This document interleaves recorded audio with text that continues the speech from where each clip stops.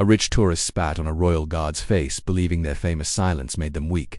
But when this decorated veteran finally broke his stance, his response didn't just humble the man, it taught the world what true strength means. If you are new to this channel, hit that subscribe button and tell us in the comments where you are watching from. Without further ado, let's get into it. The summer sun beat down mercilessly on the grounds of Buckingham Palace, its golden rays reflecting off the ornate gates where hundreds of tourists gathered, phones raised high to capture their brush with British royalty. Among the sea of excited faces and chattering voices stood Guard Thomas Blackwood, as still as the palace walls themselves. His red uniform was pristine despite the sweltering August heat. At 29, Blackwood was no ordinary guardsman. 8 years of service to the crown had earned him more than just the right to wear the prestigious uniform of the Queen's Guard. 2 tours in Afghanistan had taught him the true meaning of discipline, his valor earning him commendations that now sat quietly in his modest London flat.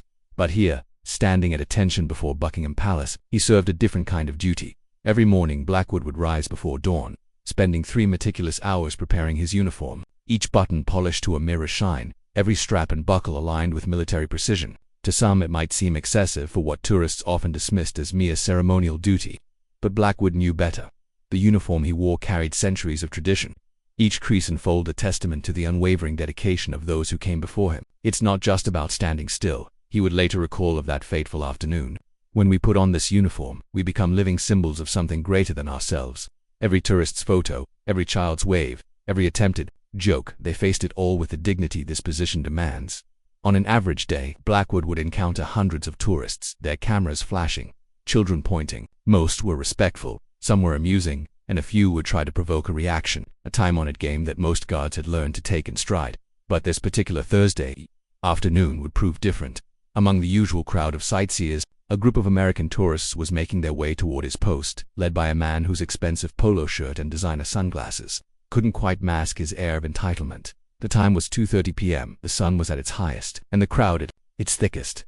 None of the excited tourists snapping their photos could have guessed they were about to witness a moment that would challenge the very foundations of duty, discipline, and dignity. Not even Blackwood, who had maintained his composure through 8 years of service, through war and peace, through rain and shine, could have predicted how the next 17 minutes would test every ounce of his training. As the group of Americans drew closer, the air seemed to grow heavier with tension.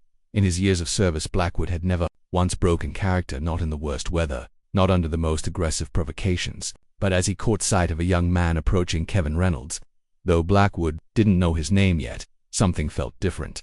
The man's expensive polo shirt and practiced smirk spoke of privilege and entitlement, a combination Blackwood had seen too many times before. As Reynolds sauntered closer with an all-too-familiar air of superiority, Blackwood would soon discover that every man, no matter how disciplined, has his limits. Kevin Reynolds wasn't accustomed to being ignored. Back in Texas, his family's oil money had always guaranteed him the attention he felt he deserved.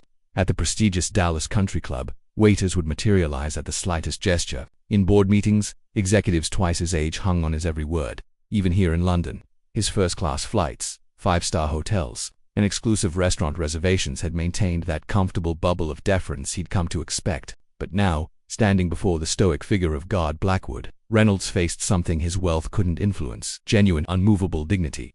The morning had started typically enough for Reynolds, a champagne breakfast at the Ritz, where the mode d' had fawned over him appropriately, a shopping spree at Harrods, where attendants had rushed to offer him private viewing rooms. But as the day wore on and the drinking continued, a familiar restlessness had begun to stir within him, that nagging need to prove himself, to assert his importance in increasingly dramatic ways. "Hey, look at this guy," Reynolds called out to his friends, his voice carrying the distinctive drawl of old money Texas. "Bet you $50 I can make him crack." His 3 companions, already recording with their phones, snickered in anticipation. They'd spent the morning pub crawling through London's finest establishments, their American Express black cards opening doors that would have remained firmly closed to lesser mortals.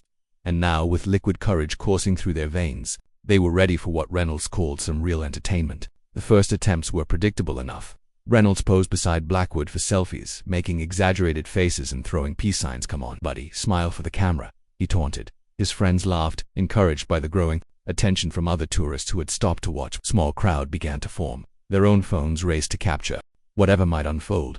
A street vendor nearby slowly pushed his cart away, sensing the brewing trouble with the instinct of someone who'd seen similar scenes before. Blackwood remained motionless, his eyes fixed straight ahead. In his mind, he recited the oath he'd taken years ago, letting the familiar words wash over him like armor.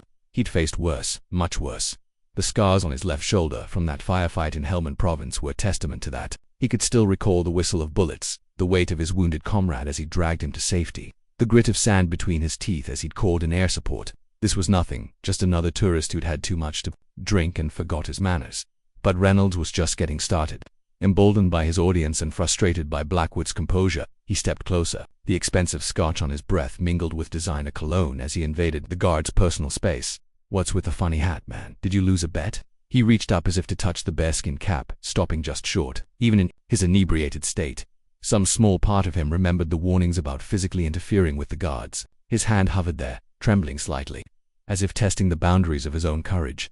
A middle-aged woman in the crowd spoke up, her British accent sharp with disapproval. "Young man, show some respect." She clutched her handbag tighter, her knuckles white with indignation, but her words only seemed to fuel Reynolds's determination. He turned to the crowd with an exaggerated bow, playing to his growing audience like a seasoned performer who'd finally found his stage. "Respect? For what?" Standing there like a mannequin, Reynolds scoffed. His designer sunglasses caught the afternoon sun Ray-Bans that cost more than some people's monthly salary, but they couldn't mask the emptiness in his eyes. "My tax dollars probably pay for this whole circus." The historical inaccuracy of his statement might have been amusing if his tone hadn't been so bitter, so deliberately provocative. A few American tourists in the crowd exchanged embarrassed glances, as if trying to distance themselves from their countrymen's behavior.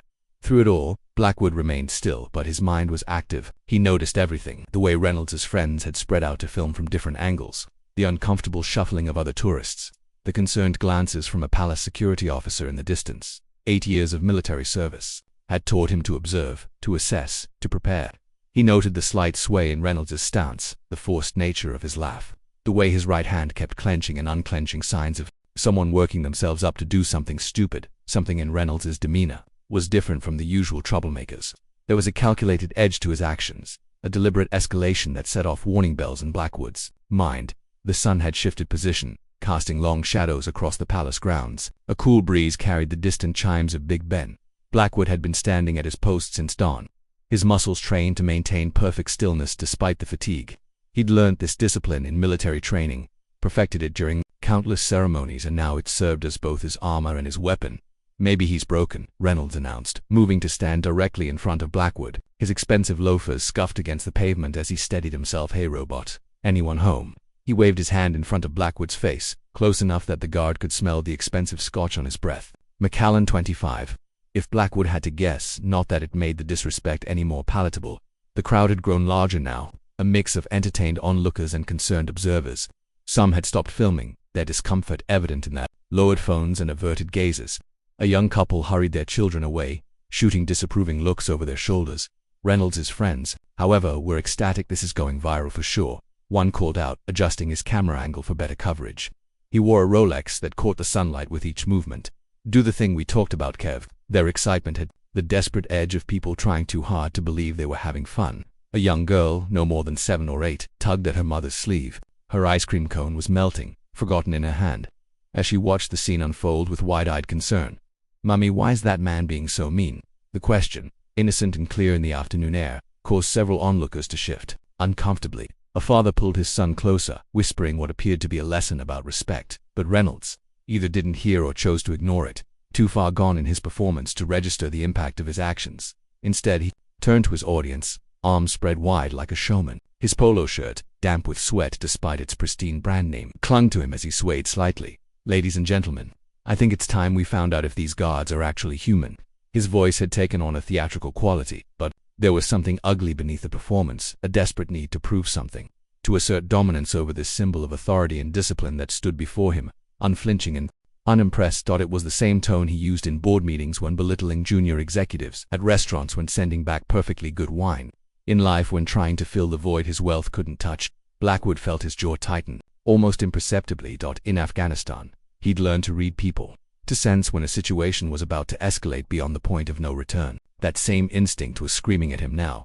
He could feel the weight of his ceremonial rifle, the press of his bearskin cap, the eyes of centuries of tradition watching through him. But his training held firm. He remained motionless, his eyes fixed on a point in the distance even as Reynolds moved closer. Even as the air grew thick with tension and anticipation, in his peripheral vision he could see other tourists backing away, creating a circle of space around what was quickly becoming a moment of reckoning. What happened next would test not just Blackwood's training but the very essence of what it meant to wear the uniform of the Queen's Guard. Reynolds, his expensive polo shirt now dampened with sweat from the afternoon heat, circled Blackwood like a predator testing its prey. But in his alcohol-addled mind, he failed to recognize one crucial detail. He wasn't the hunter here. 8 years of military service had made Blackwood acutely aware of every movement, every subtle shift in the air around him. "You know what, I think," Reynolds announced to his increasingly uncomfortable audience. "I think these guys are just scared. Scared to move, scared to speak, scared to be real." His words slurred slightly at the edges, betraying the liquid courage that fueled his bravado. "They hide behind tradition because they're too weak to face reality." Blackwood's mind flashed briefly to a morning in Helmand Province, where he'd held his position under heavy fire for 3 hours to protect a wounded colleague. Weak was not a word that featured in his vocabulary. Reynolds leaned in closer, his designer sunglasses now hanging loosely from his collar. "What do they even do here anyway? Stand around like statues while the world laughs at them?" He turned to his friends, who continued filming despite the visible discomfort on their faces. Even they seemed to sense that a line was about to be crossed. An elderly gentleman stepped forward from the crowd, his RAF veteran pin glinting in the sunlight. "Son, that's enough. You've had your fun." But Reynolds was beyond hearing, reason. The combination of expensive scotch, wounded pride, and an audience had created a perfect storm of poor judgment. "You want to know what I think of your precious tradition?" Reynolds's face contorted with a mixture of contempt and desperate need for attention. Time seemed to slow as he gathered the saliva in his mouth. Later, dozens of videos would capture this moment from various angles, but none would fully convey the sudden, horrified silence that fell over the crowd. The spittle landed on Blackwood's cheek, just below his right eye. For a fraction of a second, even the birds seemed to stop singing. The crowd's collective gasp created a vacuum of sound as if all of London held its breath. Reynolds stood there, a triumphant smirk playing across his face, clearly expecting something. A reaction, a breakdown, a victory. What he got instead was far more terrifying. Blackwood didn't move, didn't flinch, didn't even blink. The saliva ran down his cheek like a tear, but his expression remained as immovable as the palace walls behind him. In that moment, the contrast between the two men couldn't have been starker, one swaying slightly from drink and misplaced confidence, the other standing as solid as an oak, dignity intact despite the ultimate insult. The silence was broken by the sound of running feet. Palace security had finally noticed the commotion, and uniformed officers were moving through the crowd. But it was the approaching footsteps from behind Blackwood that carried real weight, the rhythmic march of the guard captain in his patrol. Reynolds, suddenly aware that his actions might have consequences, took a stumbling step backward. His friends had lowered their phones, the reality of what they had just filmed finally sinking in. One of them muttered, "Kev, man, what did you do?" The crowd had expanded into a full circle now, nobody wanting to stand too close to either man. Parents pulled their children back, but nobody left. They could sense that history was about to be made, though not in the way Reynolds had intended. For the first time since the incident began, Blackwood's eyes moved. They locked onto Reynolds with the same intensity that had once tracked enemy movements across Afghan mountains. In that gaze was not anger, not hatred, but something far more powerful, the weight of centuries of tradition, honor and duty, focused like a laser on one foolish soul who had dared to test its limits. "Guard," Captain Harrison's voice cut through the tension like a knife through butter. "Guard, stand down." The command, delivered with quiet authority, gave Blackwood permission to do something he hadn't done in 8 hours of duty. "Move." The motion was deliberate, precise, and somehow more intimidating than any sudden action could have been. Blackwood pivoted 45 degrees, came to attention, and saluted his superior with textbook precision. "Sir, permission to address the situation." "Granted." What happened next would be described by witnesses in dozens of different ways. Some would call it a speech, others a lesson, and still others would describe it as one of the most powerful moments they'd ever witnessed. But all would agree on one thing. They had never seen dignity quite like this. Blackwood reached up with a white-gloved hand and slowly wiped the spittle from his cheek. His movements were unhurried, almost ceremonial. When he spoke, his voice carried the weight of every soldier who had ever stood guard at these gates. 8 years ago, I took an oath," he began, his words clear and measured, "not just to the crown, but to everything these gates represent. Tradition, honor, sacrifice." His eyes found Reynolds, who had suddenly lost all traces of his previous bravado. "While you were in that pub working up the courage to come here and make a spectacle of yourself, I was standing guard over a history that stretches back centuries." The crowd was absolutely silent now, phones still recording but forgotten in hands that hung limply at their sides. Even Reynolds's friends had stopped their nervous shuffling. "You see this uniform," Blackwood continued, his voice carrying across the courtyard. "Before I earned the right to wear it, I served 2 tours in Afghanistan. I've watched brothers in arms fall, defending the values you mock. This isn't a costume, sir. It's a symbol of dedication that you clearly cannot comprehend. He turned slightly, addressing the broader crowd now. Every day we stand here not as statues or tourist attractions, but as living reminders of the discipline, honor, and sacrifice that built and preserved this nation. We endure the heat, the cold, the rain, and yes, even the occasional fool who mistakes our discipline for weakness. Reynolds, attempting to salvage some dignity, opened his mouth to speak, but Captain Harrison's sharp glance silenced him immediately. Police officers had arrived and were standing ready, but they too seemed captivated by Blackwood's words. You wanted to know if we're human. Blackwood's voice took on a softer tone, though it lost none of its power. We feel every insult, every joke, every attempt to break our composure, but we stand firm because that's what duty demands. Because some things in this world are bigger than personal comfort or ego. Some traditions deserve respect even if you don't understand them. He turned back to Reynolds, who had begun to visibly shrink under the weight of the moment. You came here hoping to create a viral video, to get your moment of internet fame. Congratulations, sir, you've succeeded, but not in the way you intended. Instead of exposing weakness, you've demonstrated why we stand here day after day. Because there must always be those who stand firm against disrespect, who maintain dignity in the face of ignorance, who remind others that honor isn't just an old-fashioned word. The elderly RAF veteran in the crowd nodded slowly, tears visible in his eyes. Parents were drawing their children closer, speaking in hushed tones, explaining the significance of what they were witnessing. I don't expect an apology, Blackwood concluded, his voice carrying a note of finality. But I do hope that someday you'll understand what happened here. This isn't about you or me. It's about everything we guard here, not just the buildings and the people within them, but the principles they represent. With that, Blackwood turned back to Captain Harrison, saluted once more, and resumed his position with the same precision that marked his every movement. The spittle on his cheek had dried in the afternoon sun, leaving no visible mark, much like how Reynolds' attempt to leave a stain on the institution had only served to make it shine brighter. The police officers stepped forward now, their duty clear, but the real judgment had already been delivered, not through force or anger, but through a display of character that would be remembered long after the handcuffs clicked into place. The arrest itself was almost anticlimactic after the power of Blackwood's words. As the police officers led Kevin Reynolds away, his designer sunglasses slipped from his collar and clattered to the ground, forgotten his friends. Those same young men who had been so eager to film his prank now couldn't meet anyone's eyes as they shuffled away from the scene, their phones finally lowered. Assaulting a Queen's Guard, one of the officers explained, his voice carrying across the now hushed crowd.